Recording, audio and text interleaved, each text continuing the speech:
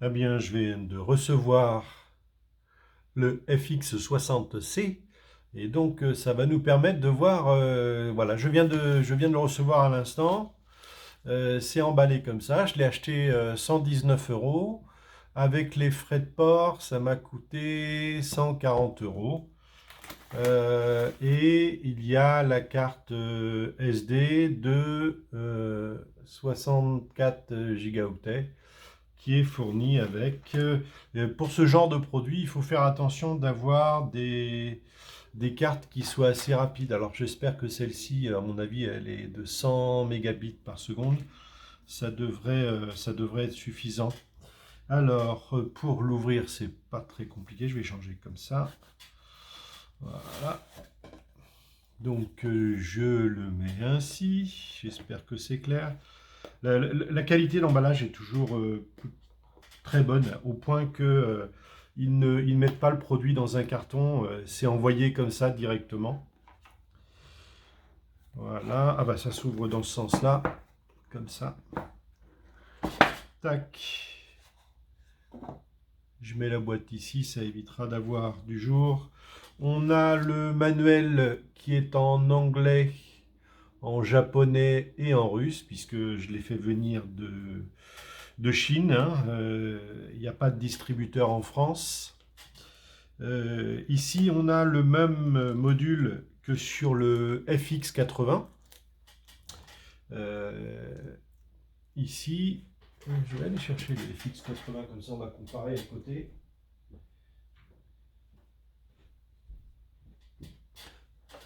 Voilà. Ça, c'est le FX80.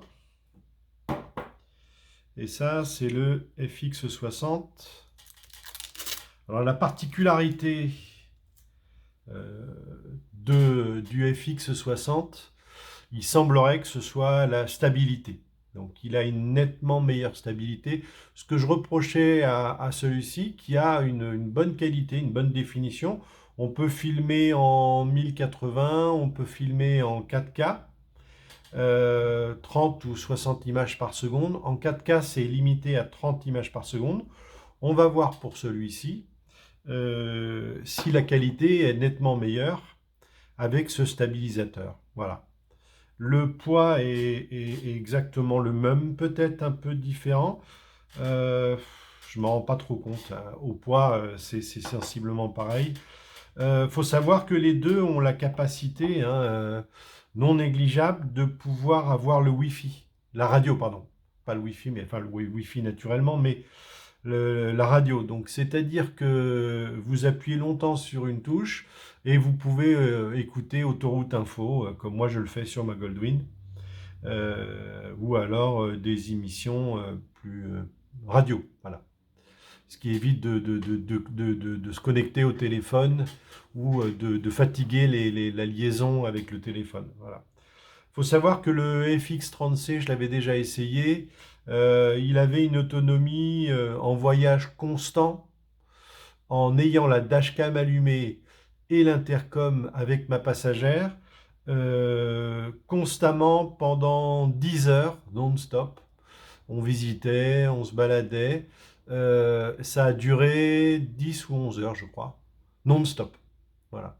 Donc si vous l'utilisez, comment dire, uniquement en intercom, c'est beaucoup plus long, c'est d'ailleurs quasiment une semaine. Et avec la dashcam, naturellement, ça consomme un peu plus. Donc si vous faites pas, vous n'avez pas besoin de la dashcam sur autoroute ou des choses comme ça, dans ces cas-là, vous utilisez que l'intercom et ça permet d'économiser les batteries. Alors le pack, je pense qu'il est à peu près toujours le même. Oui, voilà. C'est toujours le même. On retrouve le micro déporté et le micro pour le casque intégral. Donc le micro déporté et le micro pardon, pour le casque intégral et le micro pour le casque jet et toujours les mêmes connectiques ici. Alors je remarque quelque chose, c'est qu'ils ont fait des efforts d'esthétique parce que là on voit un petit rebord chromé assez joli. Il semblerait qu'ils aient abandonné le côté flamboyant ici pour être sur du sobre. Bon, pense pas que ce soit grand-chose. Ici, on a ça.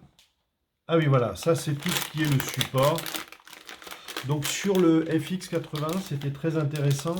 Il y avait un support que j'ai vu qui ne se retrouve pas en, en vente au détail. Celui-ci se retrouve en vente au détail, mais si vous voyez, il est en fixe.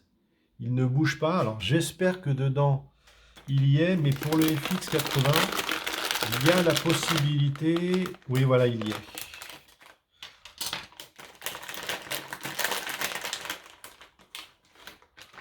Voilà. Donc ce qui est très intéressant, c'est que celui-ci, quand vous le fixez, soit vous le fixez par un ruban adhésif 3M qui tient super bien, soit autrement vous mettez une pince comme je l'ai fait ici pour celui-ci, qui se clip sur le casque ici. Donc ça donnerait ça, vous voyez, par exemple, si je le fais sur le rebord, ça donnerait ce genre de choses, vous voyez. Donc là, c'est le casque, et ici, on est sur l'extérieur. L'inconvénient, je trouve, de ce système-là, c'est que moi, j'ai une moto plutôt sportive, et j'ai une moto routière, et donc ma position sur la moto n'est pas la même, c'est-à-dire que j'ai la tête un peu plus inclinée sur la sportive, et donc il faut que je puisse régler la hauteur de la dashcam en fonction du type de moto que je vais avoir. Alors, est-ce que je le mets dans le bon sens? J'espère. Je vais enlever le cache, c'est peut-être ça qui dérange. Voilà. Donc, ici, vous voyez, on peut régler en tournant. Donc ça, c'est fixé au casque. Et on peut ajuster comme ça. Alors, comment on ajuste, puisqu'il n'y a pas d'écran déporté? On l'ajuste avec son téléphone portable. On le connecte en Wi-Fi avec son téléphone portable. Et donc, vous mettez votre téléphone sur la moto comme d'habitude. Et vous pouvez ajuster donc, votre vision en fonction de si c'est une moto sportive ou une moto routière que vous conduisez. Si vous avez qu'une seule moto et que vous n'avez pas besoin d'ajuster comme ça, dans ces cas-là, ce système-là est, vous voyez, moins large. Hein, on voit ici, et celui-ci est beaucoup plus déporté, celui-ci, que celui-là. Donc, on va mettre ici, par exemple, l'autre caméra. Ça va peut-être vous donner un ordre d'idée. Voilà, ici, donc, ça fait un bloc ici, et l'autre bloc, ici, plus déporté. Voilà, j'espère que ça va pouvoir rendre.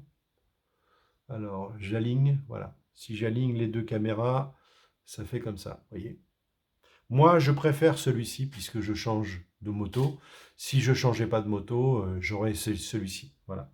Il y a aussi l'autre avantage, c'est que quand vous avez ce genre de choses, ça vous permet de pouvoir essayer, faire des essais. Alors, je compte beaucoup utiliser cette FX60 pour filmer mes road trips, c'est-à-dire éviter d'avoir une GoPro très voyante. Celle-ci me sert à la fois de dashcam et de caméra pour les souvenirs. Voilà. Donc, ah oui, tiens, oui, il y a je sais pas pourquoi, ici, ça s'incline,